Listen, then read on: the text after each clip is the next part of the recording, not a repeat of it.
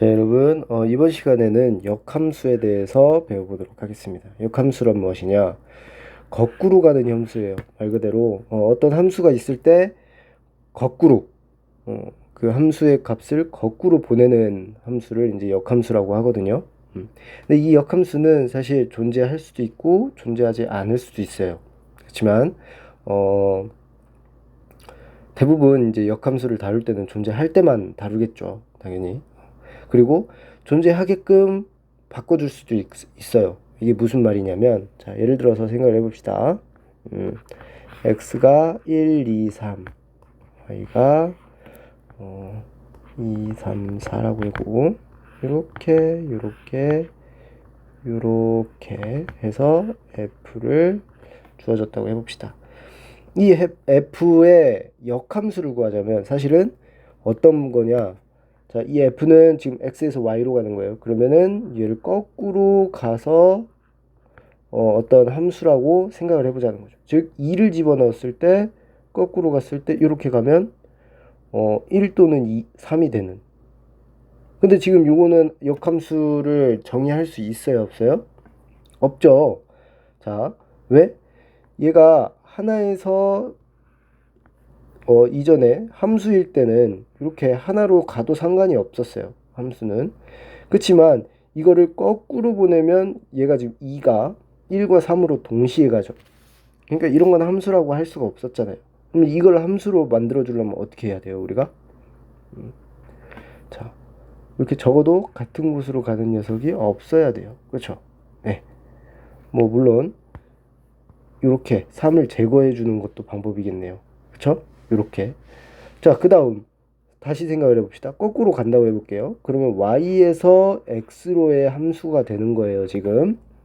그러면 자, 4가 가는 곳이 있어요, 없어요, 지금? 없죠. 그렇기 때문에 이거는 함수가 될 수가 없네요. 그래서 4를 없앴어요. 이렇게 하면 거꾸로도 지금 2가 1로 가고 3이 2로 가는 함수가 되죠. 자, 그럼 요거는 어떤 조건이 선행이 돼야 돼요? 1대1 대응이 돼야만 f가 1대1 대응이어야만 f의 역함수가 존재한다는 거죠. 1대1 대응이 뭐였어요? 1대1 즉 하나가 하나로만 가. y에 있는 거 하나가 하나로만 가는 거 1대1 1대1 함수였죠, 그게. 그리고 1대1 대응은 뭐였어요? y에 있는 모든 즉 공역과 치역이 같다는 거였죠. 네, 모든 녀석이 선택을 된다는 거. 그게 1대1 대응이었어요. 즉 y에 있는 녀석이 모두 선택이 돼야만 거꾸로 갔을 때 반대로 얘가 정의역이 됐을 때 모두가 다른 원소로 대응이 되겠죠. 다른 집합의 원소로 대응이 되겠죠. 그렇기 때문에 역함수를 얘기할 수 있는 겁니다. 자, 그래서 역함수에 대해서 다시 얘기를 해보자면 역함수는 원래 x에서 y로의 함수가 f였다면 그걸 거꾸로 보내는 함수 f 인버스라고 해서 f의 위에 마이너스 1을 조그맣게 씁니다. 그래서 y에서 x로 대응 관계를 만들어 주는 거예요. 자, 이 대응 관계는 어떻게 써요? 원래는 x에서 y로 갔다면 이 y를 x로 보내는 녀석인 거예요. f 인버스는. 즉 y를 대입하면 x가 되는 녀석인 거죠. 네. 한번 예제를 한번 볼까요? 문제를 한번 보면서 생각해 봅시다. 예, 한번 볼게요.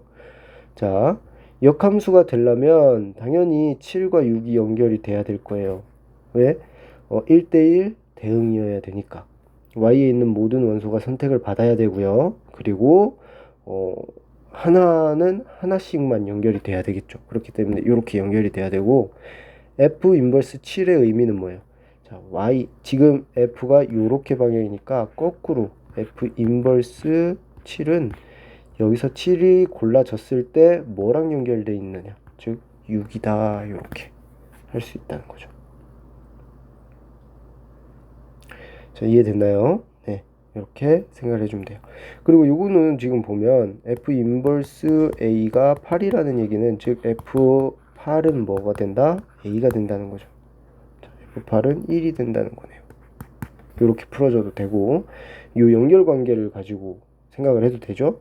자, 8을 A를 집어넣었을 때 8이 나온대요. 거꾸로 가는데 8이 나오려면 1을 집어넣었어야 됐죠. 그렇죠? 이렇게 생각을 해주면 됩니다. 네. 그래서 역함수의 성질이라고 나와 있는데 일단 1대1 대응일 때 역함수가 존재를 할 수 있어요.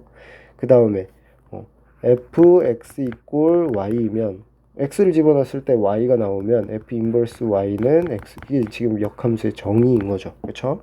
네. 그 다음에 생각해 봅시다. f 인버스와 f를 합성해 주면 어떻게 돼요? 생각해 봅시다. 자, f는 x에서 y로 가고, 자, f 인버스는 y에서 다시 x로 가는 녀석이죠. 어떻게 돼요? 자, x를 집어넣으면 어떤 y가 되고 그 y를 다시 x로 보내겠죠. 그렇죠? 역함수니까 역함수의 정의가 뭐예요? y를 집어넣었을 때 x 거꾸로 돌린다는 거죠. 지금 갔다가 왔다가 다시 가는 거예요. 그렇죠? 얘의 의미는 항등함수가 되는 거죠. 그냥 x가 되는 거예요. 자, f 인버스 먼저 시작이면 당연히 인버스 먼저 시작이면 요 방향이겠죠. 그렇죠? 자, 요 방향. 그러면 사실 y를 집어넣는 거거든요. f 인버스 y. y를 집어넣으면 사실 요렇게 표현하면 되겠네요. f의 y의 y. 문자에 속으면 안 돼요. 문자는 그냥 문자일 뿐. x랑 y랑 뭐 동등한 위치입니다, 사실은. 자, f 인버스를 넣었다가 f를 집어넣는다. 그럼 그대로 다시 그대로 y가 나오겠죠. 그죠? 항등함수라는 거예요. 항등함수. 갔다가 되돌았다 다시 보낸다. 뭐 당연히 그쵸? 갔다가 다시 되돌려 보낸다. 갔다가 다시 되돌려 보낸다. 이거는 원래대로 다시 돌아오는 게 되겠죠. 이게 역함수의 성질이라고 되어 있지만 정의에 의해서 당연히 성립하는 것들입니다. 자, 그래서 역함수는 어떻게 구할까라고 되어 있는데 사실은 간단해요. x와 y를 서로 바꾸어서 구해주면 된다. 왜? x를 집어넣었을 때 y가 되면 y를 집어넣었을 때 x가 되는 게 역함수란 말이죠. 그쵸?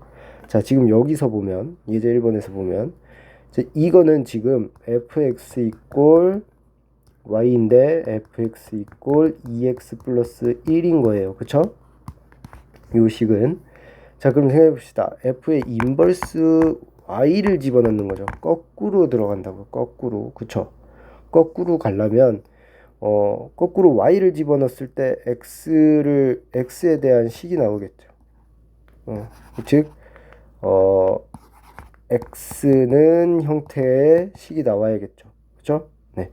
그럼 어떻게 하면 돼요? 이거를 어떻게 하면 돼? x에 대한 식으로 바꿔주면 되잖아요.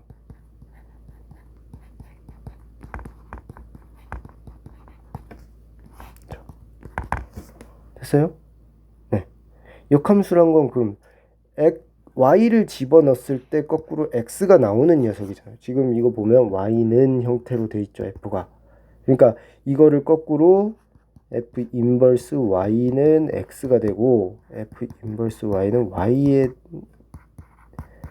대한 식으로 이렇게 바꿔주면 되죠. 자, 근데 이걸 y로 쓰면 이제 헷갈리잖아요. 우리 함수니까 변수를 x로 쓰기로 했죠. 그러면 이 y 대신에 x 썼으니까 이렇게 쓰면 되죠.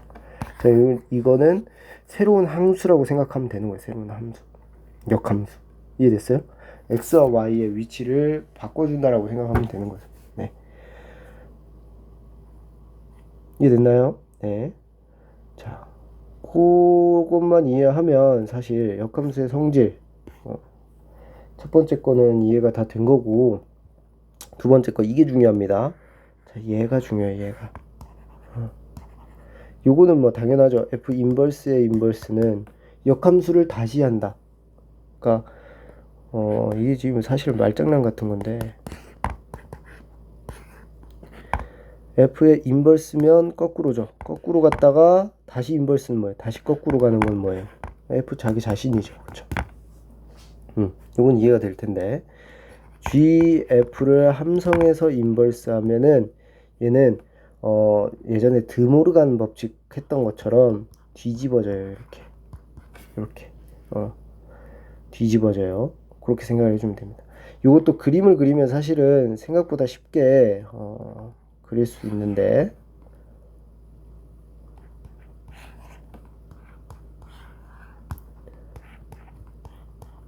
자, FG라고 해볼게요. 그래야 이제 F 안에 G 집어넣은 거. 지금 요렇게 갔다 요렇게 갔다가 요렇게 가는 건 fx에 gx, 즉 gf거든요. 요게 지금 합성함수의 상황이죠. 그 합성함수를 역함수를 한다는 거는 거꾸로 여기 있는 녀석을 여기로 보낸다는 거죠. 그럼 생각을 해보면 요거는 G 인버스고 요거는 F 인버스죠. 그러니까 개념상 어떻게 돼요? G 인버스를 먼저 해주고 F 인버스를 해줘야 되니까 이렇게 되는 거죠. 즉 Y라고 사실 Z로 놓는 게 맞는데, 네. 이렇게 되는 거죠. 그렇죠? 네. 그러니까 그림을 그려서 생각을 해보면 당연한 겁니다. 이거는 성질이긴 한데, 네. 그렇게 생각을 해주면 됩니다. 그래서 역함수의 그래프는 어떻게 그릴까? 자, 지금 생각을 해보면 역함수의 그래프는 결국에는 x와 y의 위치가 바뀌는 거잖아요. 그래서 중요한 건 뭐냐면 y는 x에 대해서 대칭이다. f 인버스의 그래프와 fx의 그래프는 y는 x에 대해서 대칭인 겁니다. 그렇기 때문에 우리 y는 x에 대해서 대칭인 거 그래프 어떻게 그렸었어요? 어떻게 그렸었어요? 자, 얘와 x와 y를 서로 바꿔서 대입한 다음에 그래프를 그렸었죠. 그쵸? 네. 그렇게 생각을 해주면 돼요. 사실 요거 그래프 그리는 거 그냥 그대로 하면 되잖아요. x 이렇게 생각해 봅시다.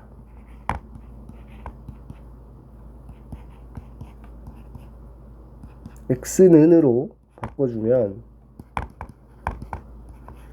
이렇게 되죠. 그쵸? 이렇게 되기 때문에 요거를 y는 요렇게 되는 게 이제 사실은 역함수죠. 역함수. 자, 그러면 여기서 지금 얘가 되는 거 어떻게 했어요? x는 y 대칭을 시켰죠. 즉 x랑 y를 바꿔줬어요. 이게 왜 이렇게 됐을까요? 자, 지금 생각해 봅시다. 원래 x가 자, fx 이꼴 y라고 하면 지금 이게 f 인버스일 때 y 이꼴 x가 되는 거죠. 요 형태로 써야 되는데, 근데 지금 요 y 대신에 뭘로 쓰는 거예요? 지금 x로 바꿔야 되고 이 x 대신에 y로 바꿔야 되겠죠. 왜? 이 x와 y는 고정인 거예요. 얘를 기준으로 해서 고정이 돼 있어요, 지금. 그쵸? 그런데 이 f 인버스도 x를 대입하게끔 되어 있잖아요. 그쵸? 그렇기 때문에 얘가 얘로 가는 순간 x, y가 서로 바뀌는 상황이 벌어지는 거죠. 이 x, y는 고정이기 때문에 그래서 x, y를 바꿔서 그래프를 그려주면 x, y를 바꿔서 그래프를 그려주면 역함수의 그래프가 된다는 거죠. 간단해요. 역함수를 개념을 정확하게 이해만 했으면 이게 무슨 말인지 이해가 됐을 거예요. f 인버스 y 이꼴 x이기 때문에 아까 전에 어떻게 했어요? 저 위에서 문제에서 한번 생각해 봅시다. 요거 어떻게 했어요? x는 꼴로 바꿔줬잖아요. x는 꼴로, 그쵸? x는 꼴로 바꿨어요. y를 대입해서 x가 나오는 형태라고요. 그쵸? 그치만 우리가 일반적으로 함수를 쓸 때 x, y 이렇게 쓰기 때문에 요 y 대신에 뭘 대입한다고요? 우리가 여기 x를 대입하는 녀석으로 변수를 바꿔준 거예요. 그냥 y 대신에 x를 쓰는 거예요. 그러면 요 x도 y를 써줘야겠죠. 함수니까. 독립적인 함수라고 생각을 하는 거예요. f를 무시하고 f 인버스도 하나의 함수다라고 생각을 하면 여기가 x가 들어가야 되잖아요. 그렇죠? 그래서 그런 거예요. 여기서도 사실 생각해보면 x랑 y를 바꿔서 대입만 했으면 그냥 끝나는 문제이긴 하죠. 그러니까 역함수는 x랑 y를 바꿔준다 이렇게 생각을 해도 괜찮습니다. 잘 이해가 안 되면 x랑 y를 바꾸자 이렇게 생각을 하면 돼요. 역함수는. 네. 그렇지만 조금 더 깊이 이해를 해서 풀어주면 좋습니다. 여러분 반복해서 좀 이해를 해줬으면 좋겠어요. 시간이 없는 사람들은 x랑 y를 바꾼다 이렇게 생각을 하고, 좀 더 깊이 이해를 할 시간이 있는 분들은 그렇게 생각을 해주세요. 요게 지금 f 인버스 대신에 여기에 x를 집어넣어야 되니까, y 대신에 x 집어넣어야 되니까, 그리고 이 x를 똑같은 녀석이지만 y로 그냥 바꿨을 뿐이에요. 명칭을 바꾼 거죠. 명칭을. 그렇게 되면 원래 x였던 녀석은 y로 바뀌어야 되고, y였던 녀석은 x로 명칭이 바뀌어야겠죠. 네. 그렇게 생각을 해주면 될 것 같습니다. 네. 역함수 좀 이해를 깊이 하고 문제를 풀어주시기 바랍니다.